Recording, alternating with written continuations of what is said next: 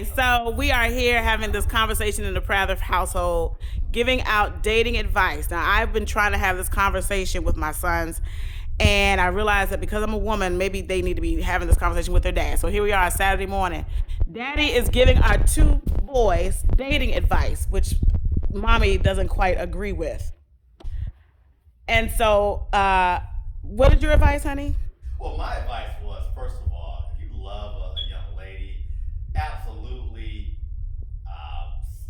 send her cars, take her out. If we get a little bit older, you have your own vehicle. Wine and Pursue dine her. and spoil her. Pursue her. Pursue her. Mm-hmm. Now, I feel that's one point or one part. Another part is that say you're not interested in finding a wife right at that moment. That you kind of want to Just play around and just have a couple people you hanging out with. play around, but just kind of like have people you want to go to a show with or go to a restaurant with, And just have a lot of different girls that you just kind of hang out with from time to time.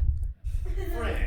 Okay, friends. Friends. And then my question to your father was, how did that process work for you in your dating life? Well, as far as friends, it worked out well. I mean, I had a lot. I saw a lot of movies, saw a lot of. How did the girls enjoy your process? It depends. Now, when I was younger, early 20s, yeah, it was. I mean, Didn't go well for you, did it it? went well then. Okay. As I got close to 30. Like when you were dealing with the 30-year-old bunch, the ones who ready to start, They're they racing the clock. Yeah, they're they're a little bit more serious. More serious. It didn't work so well. Didn't work so well. You know why? I am a witness that it did not work well. No, how about it didn't work at all? He almost missed his blessing. Didn't you, honey? It's a yes or no question. I was looking for a wife. Did you almost miss your blessing? I don't know if I missed it. Did you almost miss your blessing? I might have been. It was the blessings on the left. And I was looking right. Did you almost miss your Listen. Your father and I first made contact, right? He expresses an interest in me that we meet online. He said, "Oh, hey, what you doing? July 4th is coming up. What you doing for the 4th?" And I'm like, "Oh my goodness, I might have a date for the 4th." I sent him my plans for the 4th. I did not hear from this man for 2 daggone weeks. 2 weeks. Eventually, he calls me, right? Eventually, we make contact. Am I telling the story correctly, sir? Yes, it was longer than 7 days. Maybe like 8. 8 to 10 days, okay? When you called me, was I receptive? You had a headache.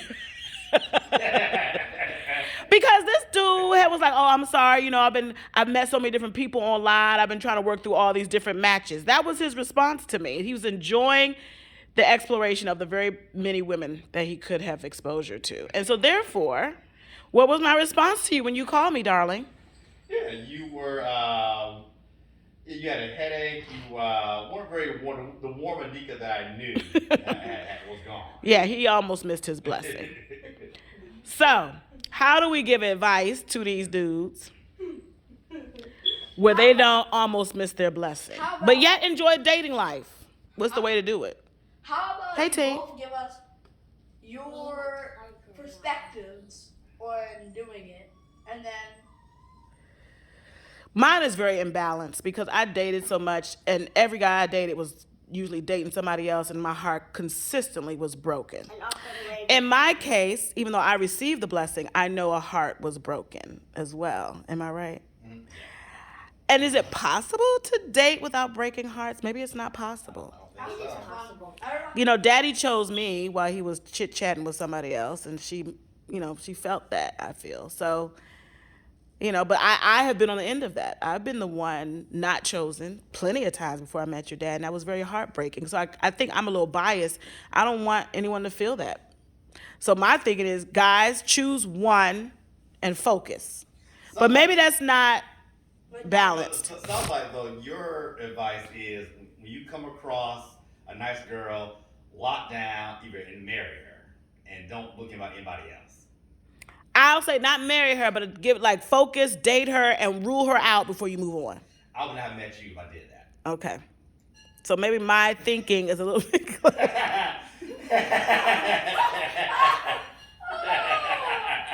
So it's more of we wouldn't have been married.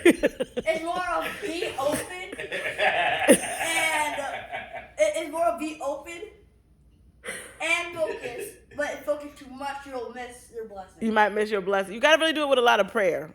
Because remember, like you know, my portrait was called Seven Soulmates, and I had met at 600 people before I met you. Yes. And technically, by your rule, I should have gone person number 1. I should have spent time with her, then ruled her out. Gone down number 2.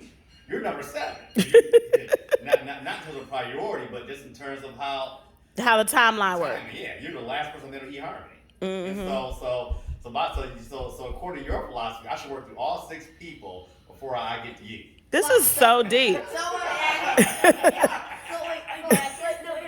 don't make sense. Cause so if Dad were to do what your thing said, he would spend like 2 years on one person. Yeah. Basically, he may have even married that person. And then their girl didn't like him. He was spend 2 years on another person. But at the time, so what's He's right. He probably would have never got with me. But by 14 years when he met you, you'd be like 40 something. So love is brutal. It is. I mean, it's not for the faint heart. It's not. It's not. And so you really have to develop. This is good for Data here, even though she's young. You really have to develop tough skin. Now, when I met your dad, I had developed tough skin, but it took a long time. I had to learn that, and that's why when I talk to you guys about dating, to realize there's more than that one person in the world. Like there's other people. If it doesn't work out, it doesn't mean there's anything wrong with you or that you're ugly. It's just not the one. You have to move on to the next thing. But just to guard your heart as you do it, I guess. I don't like it. I hate dating. I don't ever want to go back. Thank God. Woo! I pray every day that Daddy and I grow old together. Yeah, I hear you. I don't go back to that either. But for a man though, dating is like hunting. It is. Some foolishness. No, it feels, even though I'm not even dating yet, it sounds like hunting for a man. It is hunting. Like a man's like, let me find a juicy, delicious woman. Yeah. So I can marry her. What in the world? Yeah, compete against them. Yeah. It's like a whole it's like a sports competition. Now, one thing I did with Daddy I'd never done this before, is I sort of pursued Daddy too. I had never done that before. I had been the one kind of when you just sit back and wait for the guy to pursue you. But Daddy was the first guy I met who everything about him was like, I really have to have this guy. Like I'm putting it all out there. I'm going after this guy. You know. I feel like if you don't like me, I'm gonna take him down. Like I basically was like, and Daddy will tell you, I really did do a little bit more pursuing than I normally did. I mean, I was so afraid of having my heart broken because I'd been hurt so much. It was really hard for me to show my feelings for guys by the time I met Daddy. But when I met Daddy, I just was so amazed at him. I was like, I even quote the scripture, if I perish, I perish. I'm going after this dude. I can't do it. I can't let this one slip away, and have him not know what I feel. So I really did pursue him too. Like he initiated, but I didn't just sit around and wait for him. And it was just my way of communicating to him, like, you are so valuable. Like you are worth even my heart. I even told my mom, I said, he is worth my heart getting broken. That's what I told my mother when I met Dad. So it kind of works both ways too. It is a brutal game and it's just rough. But at the same time, Daddy was even a little shocked that I was kind of so forthright. But he said when I did that, for whatever reason, it pushed me up to the front of the line. That's some foolish. I hate that. Yo, I'm praying for people who are in the dating world right now. Hold up. Okay, I'm gonna end it here. Wait, hold up. Also, the one thing about dating is the more girls you have, basically, the other guy's like, oh, this guy has a lot of girls. He must be really good at dating. You better stay back. I mean, girls do tend to be attracted with guys who have a lot of girlfriends, but I don't know. I think with Damon, though, he was a little different. Though he wasn't having sex. He wasn't playing around. You could tell he was looking. He was doing purposeful dating, I guess. Like there are some guys who date just to say they have a lot of different women, that they've slept with a lot of different women or have a lot of women liking them.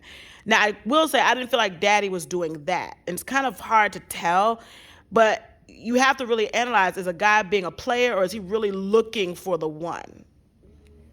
And once you can settle that, it kind of helps you not feel so bad about them. What we're talking about